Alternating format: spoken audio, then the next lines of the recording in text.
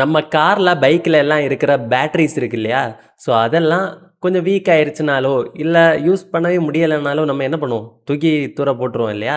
So இத எல்லாத்தையும் எடுத்து வச்சுட்டு, ஒருத்தன் கோடிக்கணக்கில சம்பாதிச்சுட்டு இருக்கான். ஸோ அந்த கம்பெனி தான் ஆர்டி இண்டஸ்ட்ரீஸ் கம்பெனி. ஸோ இவங்க வந்து ஐபிஓல வராங்க. ஸோ அத பத்தின ஒரு டீட்டெயிலான ஒரு அனலைசிஸ் தான் இந்த வீடியோல இருக்க போகுது. அண்ட் அவங்களோட பிசினஸ் மாடல் என்னங்கிறதையும் நம்ம ஸ்டைல்ல ஸ்டோரி ஃபார்மேட்ல எக்ஸ்பிளைன் பண்ணிட்டு, ஃபைனலா இதில அப்ளை பண்ணலாமா? வேணாமா? அப்படிங்கிற ஃபைனல் வெர்டிக்ட்டையும் பார்த்துரலாம். வீடியோக்குள்ளாடி போகிறதுக்கு முன்னாடி உங்களுக்கு health insurance or term insurance பற்றி டீட்டெயில்ஸ் தெரிஞ்சுக்கணும், உங்களோட ஃபேமிலிக்கு ஹெல்த் இன்சூரன்ஸ் எடுக்கணும், ப்ராப்பரான அட்வைஸ் தேவைப்படுது அப்படின்னு நினச்சிங்கன்னா என்ன காண்டாக்ட் பண்ணுங்கள். காண்டாக்ட் பண்ணணும்னா டிஸ்கிரிப்ஷனில் கூகுள் ஃபார்ம் லிங்க் கொடுத்துருக்கேன். அதை கிளிக் பண்ணி ஃபார்ம் ஃபில் பண்ணிங்கன்னா நானே டேரெக்டாக உங்களை ரீச் பண்ணுறேன். இப்போ வீடியோக்குள்ளாடி போயிடலாம்.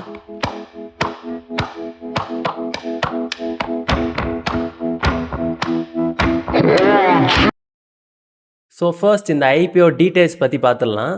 ஸோ இஷ்யூ சைஸ் பார்த்தீங்கன்னா 425 கோடிகள்.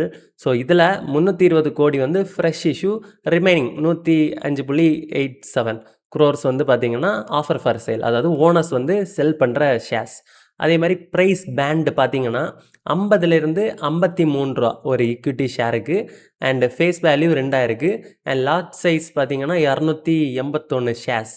அண்ட் மினிமம் இன்வெஸ்ட்மெண்ட் 4893 ரூபா. ஓகேங்களா? ஐபிஓ 5ஆம் தேதி ஓப்பன் ஆகுது, 7ஆம் தேதி க்ளோஸ் ஆகுது, அண்ட் 12ஆம் தேதி லிஸ்ட் ஆக போகுது. ஐ திங்க் நெக்ஸ்ட் மந்தில் ஃபஸ்ட்டு ஐபிஓ இதாக தான் இருக்கும்னு நினைக்கிறேன். ஸோ இதை தாண்டி வேறு ஏதாவது ஐபிஓ வருதான்னு நம்ம செக் பண்ணலாம். ஸோ இவங்களோட பிஸ்னஸ் மாடல் என்னன்னு பார்க்கலாம். நான் ஃபர்ஸ்ட்டு சொன்ன விஷயந்தான், ஏதோ ஒரு நாட்டில் யாரோ யூஸ் பண்ணிட்டு தூக்கி போடுற பேட்டரிஸ் எல்லாம் லித்தியம் அயன் பேட்டரிஸை சொல்கிறேன். இவங்க செகண்ட் ஹேண்டாக இல்லை ஸ்க்ராப் ரேட்டுக்கு வாங்கிட்டு வராங்க. ஸோ வாங்கிட்டு வந்து அதுவும் கிட்டத்தட்ட 58 கண்ட்ரீஸ்லேருந்து அதை வாங்குறாங்க.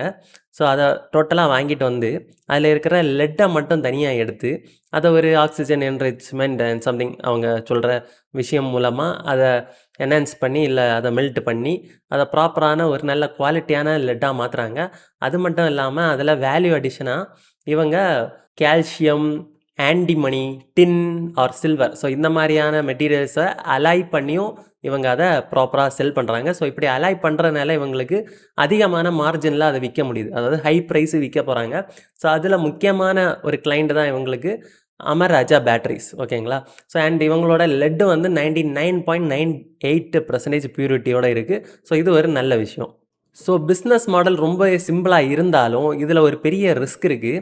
அது என்னென்னா, இந்த லெட்டெல்லாம் பார்த்தீங்கன்னா எப்படி கோல்டு ப்ரைஸ் ஏறுது இறங்குது, சில்வர் ப்ரைஸ் ஏறுது இறங்குதோ, ஸோ அதே மாதிரி இந்த லெட்டோட ப்ரைஸும் ஏறி இறங்கிக்கிட்டு இருக்கும்.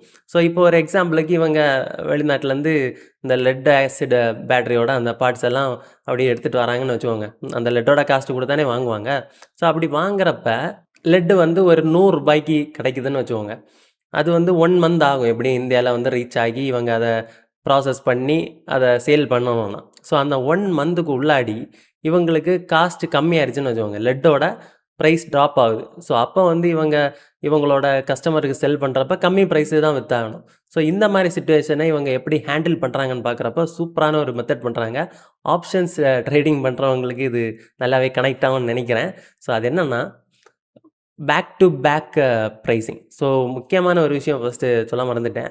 ஸோ இவங்க வந்து எல்எம்இ, அதாவது லண்டன் மெட்டல் எக்ஸ்சேஞ்சிலையும் லிஸ்ட் ஆகிருக்காங்க. அண்டு நம்மளோட எம்சிஎக்ஸ்லையும் லிஸ்ட் ஆகிருக்காங்க. அதாவது இவங்களோட லெட்டை வந்து அவங்க அதில் லிஸ்ட் பண்ணியிருக்காங்க. ஸோ பொதுவாக இந்த மாதிரி எக்ஸ்சேஞ்சஸில் லிஸ்ட் பண்ணணுன்னா நல்ல குவாலிட்டியான லெட்டு மேனுஃபேக்சரிங் பண்ணுறவங்களால தான் பண்ண முடியும். ஸோ இது வந்து ரொம்பவே பாசிட்டிவான விஷயம் இந்த கம்பெனியை பொறுத்த வரைக்கும். அண்ட் அந்த லிஸ்ட் பண்ண விஷயத்தை என்ன பண்ணுறாங்கன்னா, இப்போ ஒரு எக்ஸாம்பிளுக்கு இவங்க வேறு நாட்டில் இருந்து லெட்டை வந்து ஒரு 100 ரூபாய்க்கு வாங்குறாங்கன்னா, ஸோ சேம் டைம் இந்த ஆப்ஷன்ஸ் ஆர் ஃபியூச்சர்ஸ் கான்ட்ராக்டில் போய் சேம் லெட்டை இவங்க செல் பண்ணுவாங்க, ஷார்ட் பண்ணுவாங்க. ஸோ இது வந்து ஆப்ஷன்ஸ் தெரிஞ்சவங்களுக்கு ஈஸியாக இருக்கும். மற்றவங்க வந்து சிம்பிளாக நான் சொல்கிறத புரிஞ்சுக்கோங்க. ஸோ ஒரு சைடு அவங்க பிசிக்கலாக வாங்குறாங்க, ஆர்டர் போட்டு வாங்குறாங்க. இன்னொரு சைடு வந்து டிஜிட்டலாக கான்ட்ராக்ட் பேஸில் விற்கிறாங்க. ஓகேங்களா? ஸோ அந்த கான்ட்ராக்டை பொறுத்த வரைக்கும் விற்றுட்டாங்கன்னா, ஒரு வேளை கீழே வருது, லெட்டோட ப்ரைஸ் ஃபால் ஆகுது அப்படின்னா அவங்களுக்கு அது மூலமாக லாபம் கிடைக்கும். ஒரு வேளை அவங்க விற்றதுக்கு அப்புறமும் லெட்டோட ப்ரைஸ் மேலே போகுது அப்படின்னா அதுலேருந்து நஷ்டம் வரும். அதாவது ஒரு ரூ. 105 மாறுது அப்படின்னா ரூ. 5 நஷ்டம் வரும். புரியுதுங்களா? ஸோ அதே மாதிரி இவங்க வாங்கின ப்ரைஸ் வந்து 100 இருக்குன்னு வச்சுக்கோங்க. அது பிசிக்கலாக வந்துக்கிட்டே இருக்குது. ஷிப் வழியாக வருது. ஸோ வந்து இங்கே ரீச் ஆயிடுச்சு. ரீச் ஆகி இவங்க ப்ராசஸ் எல்லாம் பண்ணி முடிக்கிறப்ப லெட்டோட ப்ரைஸ் வந்து ரூ. 80 ஃபால் ஆகுதுன்னு வச்சுக்கோங்க. ஸோ ரூ. 100 வாங்கின லெட்டு இப்போ ரூ. 80 தான் ஆச்சு. ஸோ இப்போ இவங்க வேறு கம்பெனிஸுக்கு கொடுக்கணும்னா ரூ. 80 விற்றாகணும். அப்போ இவங்களுக்கு வந்து லாஸ் வரும் இல்லையா? ஸோ இப்போ என்ன ஆகும்னா இவங்க அங்கே கான்ட்ராக்டில் ஒரு செல் பண்ணி வச்சுருக்காங்க இல்லையா? ஸோ அதுலேருந்து ரூ. 20 லாபம் வந்திருக்கும். ஸோ அப்போ என்ன பண்ணுவாங்கன்னா அந்த லாபத்தை விற்று எடுத்துப்பாங்க. இங்கே இருந்து அதே ப்ரைஸுக்கு கொடுப்பாங்க. அன்னைக்கு மார்க்கெட்டுக்கு என்ன ப்ரைஸ் இருக்கோ அந்த ப்ரைஸுக்கு கொடுப்பாங்க. ஸோ இதை தான் பேக் டு பேக் ப்ரைஸிங், அதாவது இந்த கொடுத்துருக்காங்க பாருங்கள், spot rates at the exact moment of order confirmation. அங்கேருந்து ஆர்டர் கன்ஃபார்ம் ஆனதுமே ஸ்பாட் ப்ரைஸில் இங்கே ஷார்ட் பண்ணிடுவாங்க. அண்ட் இங்கே பார்த்தீங்கன்னா ஹெட்ஜிங். ஸோ இதை தான் ஹெட்ஜிங்னு சொல்லுவாங்க. அதாவது இந்த ஆப்ஷன்ஸில் பண்ணுறவங்க ஒரு ஸ்டாக்கை வாங்கிட்டு ஸ்டாக்கு மேலே போனாலும் சரி கீழே வந்தாலும் சரி லாபம் பார்க்கலாம் அப்படிங்கிற மாதிரி ஒரு ஹெட்ஜிங் பண்ணுவாங்க. ஸோ அந்த மாதிரி ஒரு ஹெட்ஜிங் தான் இது. இதுக்கு வந்து நம்ம ஸ்டாக்ஸில் பண்ணலாமா ப்ரோ, ஒரு என்கிட்ட ஒரு 10,000 இருக்குது நம்ம பண்ணலாமா அப்படின்னு கேட்டிங்கன்னா, இதெல்லாம் பண்ணோன்னா ரொம்ப பெரிய கேபிட்டல் தேவை. ஒரு 5 லட்சமோ 10 லட்சமோ அந்த மாதிரி தேவை. ஸோ அப்படிங்கிறப்ப மட்டும்தான் ஸ்டாக்ஸில் எல்லாம் நம்ம ஒரு லாட்டாக எடுத்து பண்ணுறப்ப கொஞ்சம் சேஃபாக ப்ளே பண்ண முடியும் இந்த ஆப்ஷன்ஸை பொறுத்தவரை. இது ஒரு பெரிய கான்செப்ட். நம்ம தனியாக கூட அதை பற்றி வீடியோஸ் போடலாம். ஓகேங்களா? ஸோ இது எதுக்காக பண்ணுறாங்கன்னா மேஜராக இந்த ப்ரைஸ் வேரியேஷன்ஸ் ஃப்ளக்சுவேஷன்ஸ் இருக்கிறத இவங்க அவாய்ட் பண்ணி ஒரு ஸ்டாண்டர்டான ஒரு ப்ரைஸில் வந்து இவங்க கஸ்டமர்ஸுக்கு கொடுக்கறதுக்காக இந்த விஷயத்த பண்ணுறாங்க. அண்ட் இது பெஸ்ட்டாக அவங்களுக்கு ஒர்க் அவுட் ஆகிட்டு இருக்கு. ஸோ அதனால தான் இவங்களுக்கு எக்ஸ்ப்ளோசிவ் ஃபினான்ஷியல் க்ரோத் நடந்திருக்கு. அதாவது 2024 ஸோ அந்த டைமில் 462 கோடிகளாக இருந்த இவங்களோட ரெவென்யூ இப்போ 1167 கோடிகளாக உயர்ந்திருக்கு. கிட்டத்தட்ட 58% சிஏஜிஆர் growth கொடுத்துருக்கு. ஸோ இது ரொம்ப ரொம்ப ரொம்ப அதிகம். பொதுவாக ஒரு நிஃப்டி 50 க்ரோ ஆகிறதே 11 to 13% சிஏஜிஆர் தான். 58ங்கிறது ரொம்ப அதிகம். ஓகேங்களா? ஸோ இப்போ இதில் ப்ராஃபிட் வந்து இதுலேருந்து யார் இருக்குன்னு பார்த்தீங்கன்னா கிட்டத்தட்ட 9 கோடியிலேருந்து ப்ராஃபிட்டு 84 கோடிகளாக உயர்ந்திருக்கு 2026. So return on net worth பார்த்தீங்கன்னா 57%. ஸோ நினச்சி பார்க்க முடியாத அளவுக்கு ஒரு growth கொடுத்துருக்காங்க. வெறும் நம்ம தூக்கி போடுற பேட்டரிஸை வச்சே இவங்க அதை ஒரு பெரிய பிஸ்னஸ் மாடலாக எடுத்துகிட்டு வந்திருக்காங்க. சூப்பரான ஒரு இன்ஸ்பைரிங் விஷயந்தான் இதுவுமே. ஓகேங்களா? அதுக்கப்புறம் பார்த்தீங்கன்னா இந்த ஐபிஓவோட பிஇ ரேஷியோ. ஸோ இதில் பார்க்கும்போது மற்ற கம்பெனிஸை கம்பேர் பண்ணும்போது ரொம்ப கம்மியான பிஇயில் தான் வராங்க. கிட்டத்தட்ட 16 டைம்ஸ். ஓகேங்களா? ஸோ இது வந்து ரொம்ப பாசிட்டிவான விஷயம். அதுவும் இந்த மாதிரி நல்ல growth கொடுக்குற கம்பெனிக்கு இவ்வளோ கம்மியான பிஇ இருக்கும்போது கண்டிப்பாக இந்த ஐபிஓ வந்து ரொம்ப ஓவர் சப்ஸ்கிரைப் ஆகிறதுக்கும் அதிகமான வாய்ப்பு இருக்குது. அண்ட் இவங்களோட ஸ்ட்ரென்த், வீக்னஸ், ஆப்பர்ச்சுனிட்டி எல்லாமே பார்த்துடலாம். ஸோ ஸ்ட்ரென்த் பார்த்தீங்கன்னா இந்த லண்டன் மெட்டல் எக்ஸ்சேஞ்ச்லேயும் சரி எம்சிஎக்ஸ்லேயும் நம்ம இந்தியன் கமோடிட்டி எக்ஸ்சேஞ்ச்லேயும் இவங்க லிஸ்ட் ஆகிருக்கிறது வந்து ரொம்பவே நல்ல விஷயம். நல்ல க்ரெடிபிலிட்டி இருக்கும். அதே மாதிரி வேர்ல்டு வைடாக இருக்க நிறைய லெட்டு வாங்குறவங்களும் இவங்களை ப்ரிஃபர் பண்ணி வாங்குவாங்க இவங்ககிட்ட இருந்து. ஓகேங்களா? ஸோ அதே மாதிரி இவங்களோட லொக்கேஷன் நம்ம சென்னையில் சீ போர்ட்டு கிட்ட தான் இருக்குது. ஸோ அதனால் இவங்களுக்கு ஈஸியாக ரிசீவ் பண்ணவும் முடியும், லெட்டெல்லாம் ரிசீவ் பண்ணவும் முடியும், எக்ஸ்போர்ட் பண்ணணுன்னாலும் பண்ணவும் முடியும். ஓகேங்களா? ஸோ அது நல்ல விஷயம்.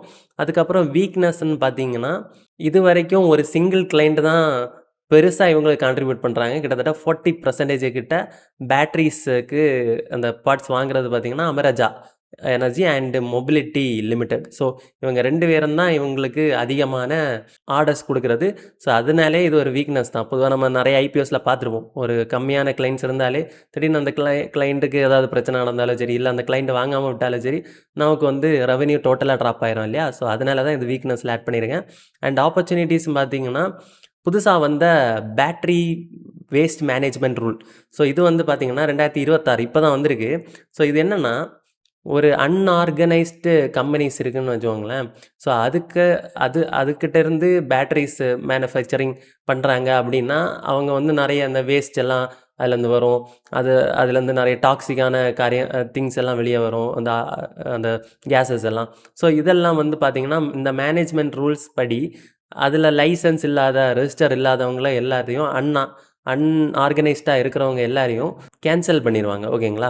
ஸோ அப்படிங்கிறப்ப இந்த மாதிரி ஒரு லைசன்ஸோடு இருக்கிற கம்பெனிக்கு வந்து அதிகமான கிளைண்ட்ஸ் வர்றதுக்கு வாய்ப்பு இருக்குது. ஸோ அது வந்து இவங்களுக்கு ஒரு நல்ல ஆப்பர்ச்சுனிட்டி.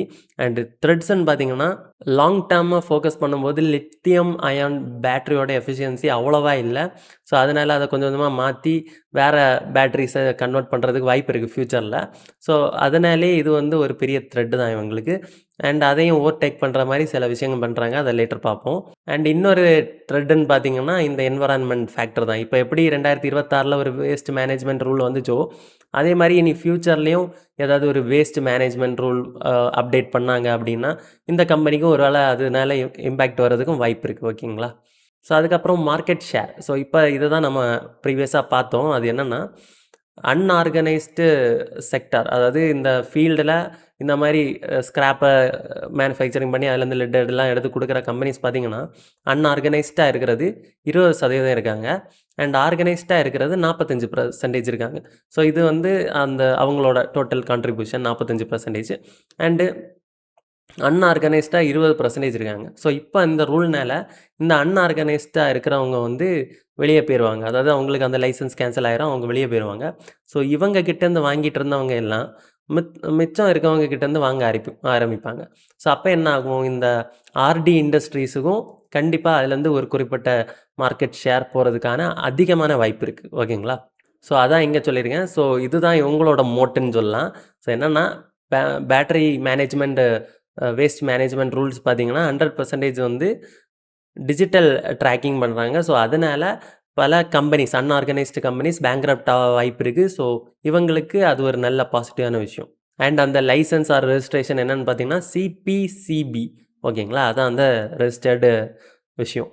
அண்ட் இவங்களோட ஃப்யூச்சர் க்ரோத் என்ன மாதிரி இருக்கும் அப்படின்னு பார்த்தீங்கன்னா ஃப்ரீ ஆன் போர்டு, எஃப்ஓபின்னு சொல்லுவாங்க. ஸோ அது என்னென்னா இப்போ ஒரு வெளிநாட்டிலேருந்து இவங்க ஒரு ஆர்டரை போடுறாங்கன்னா அந்த ஷிப்மெண்ட்டை கரெக்டாக அந்த ஹார்பர் வரையும் கொண்டு வந்துட்டு அந்த கப்பலில் ஏற்றுறாங்க இல்லையா? ஸோ அது வரைக்கும் அங்கே இருக்கிற கம்பெனிஸு பொறுப்பெடுத்துப்பாங்க. யார் இதை சென்ட் பண்ணுறாங்களோ அவங்க பொறுப்பெடுத்துப்பாங்க.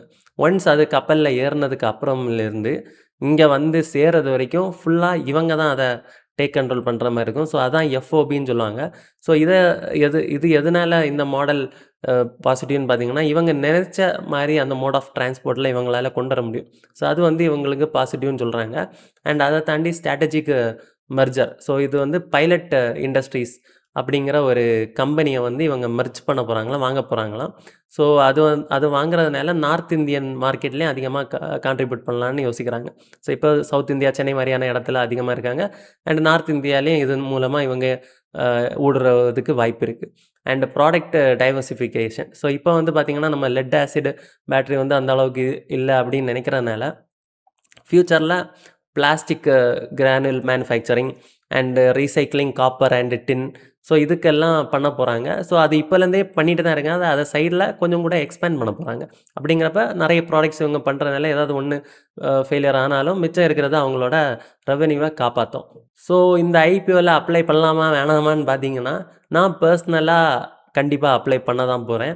ஏன்னா லிஸ்டிங் கெயின்ஸும் கிட்டத்தட்ட 25% லாஸ்ட்டாக பார்க்கும்போது 25%ன்னு இருந்துச்சு. ஏன்னா இது லிஸ்டிங் கெயின்ஸ் அந்த ஐபிஓ கிரே மார்க்கெட் ஓப்பன் ஆனதுமே நான் பார்த்தேன். அதுக்கப்புறம் இன்னும் டைம் இருக்கு இல்லையா? ஸோ அதுக்குள்ளே இன்னும் அதிகமாகிறதுக்கும் வாய்ப்பு இருக்குது. ஏன்னா ரொம்ப அண்டர் வேல்யூடாகவும் இருக்குது, ப்ளஸ் நல்ல க்ரோத் பொட்டென்ஷியலாக இருக்குது. கிட்டத்தட்ட 140 கோடிக்கான கடனும் இருக்குது. கிட்டத்தட்ட கம்பெனியோட டோட்டல் வேல்யூ வந்து 400 சம்திங் க்ரோர்ஸ் தான். ஸோ அதில் பாதிக்கு பாதி கடனை வச்சுருக்காங்க. ஆனால் கடன் இருந்தாலும் இதை அடைக்கிறதுக்கு கூட இவங்களுக்கு நல்ல கெப்பாசிட்டி இருக்குது.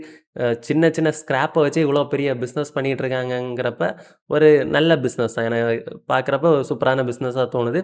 ஸோ அதனால் நான் வந்து இதில் அப்ளை பண்ண போகிறேன். கிடைச்சாலும் முடிஞ்ச வரைக்கும் கொஞ்சம் லிஸ்டிங்கில் விற்றுட்டு ரிமைனிங் வந்து நான் கொஞ்சம் ஹோல்டு பண்ணலாமான்னு யோசிக்கிறேன். ஸோ மேபி ஹோல்டு பண்ணவும் சான்ஸ் இருக்குது. ஓகேங்களா? ஸோ இந்த ஐபிஓ எப்படி இருந்துச்சு அண்ட் நீங்கள் பாஸ்ட்டாக அப்ளை பண்ண ஐபிஓ ஏதாவது உங்களுக்கு கிடச்சிருக்கா, அலர்ட் ஆயிருக்கா? அண்ட் இந்த ஐபிஓவில் அப்ளை பண்ணுவீங்களா மாட்டிங்களா? கமெண்டில் சொல்லுங்கள். அண்ட் ஃபர்ஸ்ட்டே சொன்ன மாதிரி உங்களுக்கு health insurance or term insurance பற்றி டீட்டெயிலான ஒரு எக்ஸ்ப்ளனேஷன் வேணும் அப்படின்னு நினச்சிங்கன்னா டிஸ்கிரிப்ஷனில் கூகுள் ஃபார்ம் லிங்க் இருக்குது, மறக்காமல் ஃபில் பண்ணுங்கள். பர்சனலாக நான் உங்களை ரீச் பண்ணி உங்களோட பெஸ்ட் அட்வைஸ் நான் கொடுக்குறேன். ஓகேங்களா? ஸோ பணத்தை உங்கள் பக்கம் ஏற்கனம்னா மறக்காமல் மணி மைனர் சேனலை சப்ஸ்கிரைப் பண்ணிக்கோங்க. பாய் பாய்.